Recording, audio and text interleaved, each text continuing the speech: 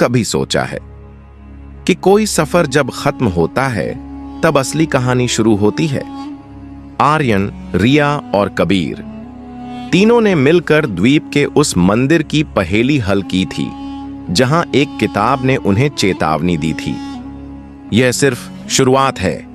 उन्होंने रक्षक को हराया, किताब को वापस बंद किया और कुछ हफ्तों बाद अपने अपने शहर लौट आए। सब कुछ फिर से सामान्य लग रहा था, लेकिन जो आगे होने वाला था उसका तो उन्होंने अंदाजा तक नहीं लगाया था। उनकी आंखों में अभी भी जंगल की परछाइयां थीं, दिलों में शांति। मगर किस्मत ने एक और पन्ना मोड़ दिया था, ऐसा पन्ना जिसकी कहानी अभी लिखी जानी थी। क्योंकि रहस्य कभी खत्म नहीं होते, वो बस एक नई दस्तक बनकर लौटते हैं। हल्की धूप कमरे में उतर रही थी। कबीर की नींद एक अजीब सी दस्तक से टूटी। दरवाजे के नीचे पड़ा लिफाफा कुछ पुराना लग रहा था, धूल से ढंका, किनारे से फटा हुआ। उसने धीरे से लिफाफा खोला। अंदर से निकली एक तस्वीर, किसी पत्थर की दीवार पर बना वही चिन्ह जो उन्होंने रहस्यमयी मंदिर में देखा था।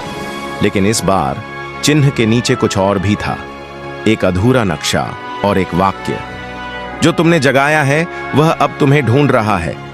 कबीर ने बिना समय गंवाए आर्यन और रिया को बुलाया।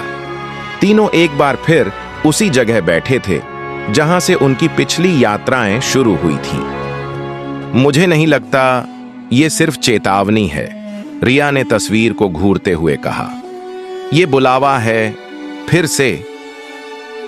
आर्यन ने नक्शे की रेखाओं को मिलाने की कोशिश की। यह द्वीप का वही हिस्सा लगता है, लेकिन भीतर कुछ और है जो हमसे छिपा हुआ था। कबीर ने एक पुरानी किताब की ओर इशारा किया। किताब के अंतिम पन्ने में यही आकृति बनी थी जिसे हम पहले समझ नहीं पाए थे। वो जानते थे ये अब तक की सबसे खतरनाक यात्रा होने वाली है। अगर आप इस सफर में हमारे साथ हैं तो वीडियो को पूरा देखना मत भूलिएगा। यह रहस्य आपके सोच से कहीं गहरा है। तीनों फिर से उसी द्वीप की ओर निकले। इस बार कोई मंदिर, कोई खजाना नहीं, सिर्फ जंगल, घना, नम और जीवित जंगल, जहां हर पत्ता कुछ कहता था, हर शाख की एक चेतावनी थी। नाव जैसे ही किनारे लगी, एक सिहरन उनके रोंगटे खड़े कर गई। उन्होंने समुद्र नहीं छुआ, सीधा जंगल की ओर कदम बढ़ाए। कुछ ही दूर जाकर पेड़ खुद ब खुद रास्ता छोड़ने लगे। जंगल उन्हें बुला रहा था। धूप एकदम गायब हो गई, गहराई बढ़ती गई। फिर अचानक जमीन पर अजीब आकृतियां दिखाई दीं, जैसे कोई पुरानी जनजाति कुछ कहने की कोशिश कर रही हो। एक छाया दौड़ी और रिया ने फुसफुसाया, वो कोई जानवर नहीं था। अचानक पेड़ हिलने लगे, हवा ने अपनी भाषा बदल दी। तीनों ने एक दूसरे का हाथ कस के थाम लिया। सामने एक विशाल वृक्ष, जिसकी छाल पर एक दरवाजा उभरने लगा। दरवाजा अपने आप खुला। अंदर एक संकरी सुरंग थी जिसकी दीवारें हड्डियों से बनी थीं। कबीर ने माचिस जलाई। दीवारों पर अजीब चित्र थे, जैसे कोई प्राचीन चेतावनी।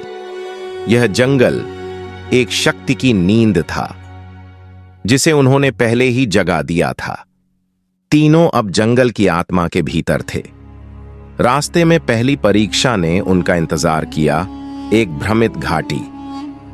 आर्यन ने खुद को एक खौफनाक दृश्य में देखा, अपने पिता की मौत के लिए खुद को दोषी मानते हुए। रिया अकेली, खोई हुई, आवाजें पुकार रही थीं। कबीर ने खुद को दोस्तों के बिना बिल्कुल अकेला पाया।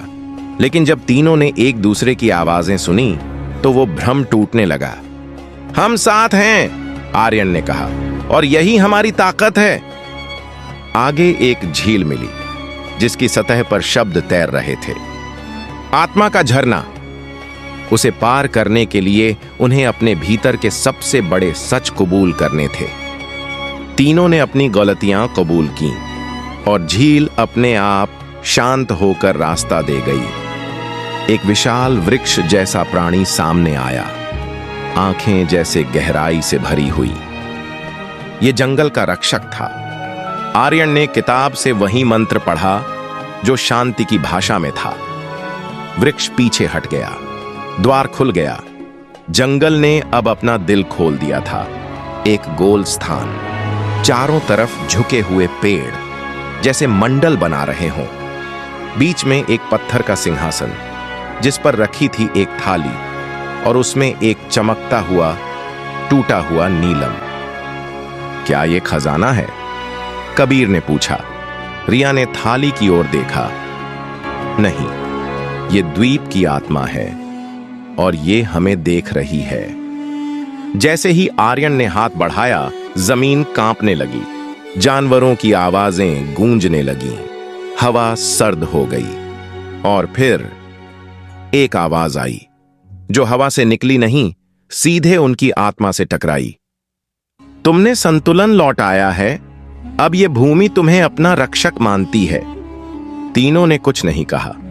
वो जान चुके थे इस बार कोई गहना, कोई मूर्ति नहीं, बल्कि यह द्वीप अब उनका हिस्सा बन चुका था। जब वो लौटे तो साथ कुछ नहीं था, लेकिन आंखों में वो अनुभव था जो सिर्फ उन्हें मिला था। और अब वो जान चुके थे रहस्य खत्म नहीं होता, वो बस अगली तलाश की तैयारी करता है। अगर आप भी इस रहस्य का हिस्सा बन चुके हैं तो इस वीडियो को लाइक जरूर करें और चैनल सब्सक्राइब करें, क्योंकि कहानी अभी बाकी है।